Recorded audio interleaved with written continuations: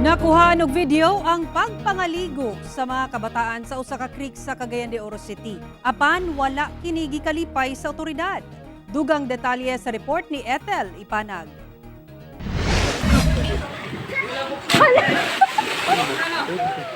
Kuha kini sa mga kabataang nalingaw in tawon og salom-salom sa usa ka creek sa barangay Makabalan sa Cagayan de Oro City.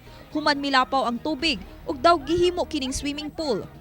Matagbulan sa Hunyo manggod, mutaas kuno ang tubig sa maong creek. Hinungdan nga dunay mga ligo kay tin-aw sab kuno ang tubig. Pag sulod sa tao, giabog niyang hugaw, paingon dito sa tumoy.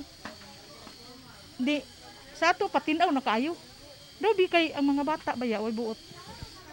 Ilaw no na tinaw kayo. Di, may ganyo sila ambak-ambak. Apan, wala nalingaw ang mga opisyal sa barangay sa panghitabo kay bawal ang pagligo sa maong creek. Kay hugaw gayod gihapon kuno kini kay kontaminado sa mga bakterya ug anaa gihapon sa MECQ ang syudad kung asa bawal ang pagtapok-tapok. Gihimo na to og investigasyon karon kay under man ta sa MECQ dili gid to siya dapat. Dugang pa sa barangay, isyuhan gayud og ordinance violation receipt ang mga masapon nga maligo sa creek. Gipatawag sab sa barangay ang mga ginikanan sa mga minor de edad nga anaa sa viral video. Ilabi pa nga sagad kanila, walay face mask ug wala mituman sa social distancing. Nagmeeting mi sa konsyon naghimo ta og committee nga mag-imbestigar gid adto nga paghuman sa investigasyon mahatag po report po dayon sa ato. Kauban si James Yap sa kamera. Ako sa Ethel Ipanag para sa One Mindanao.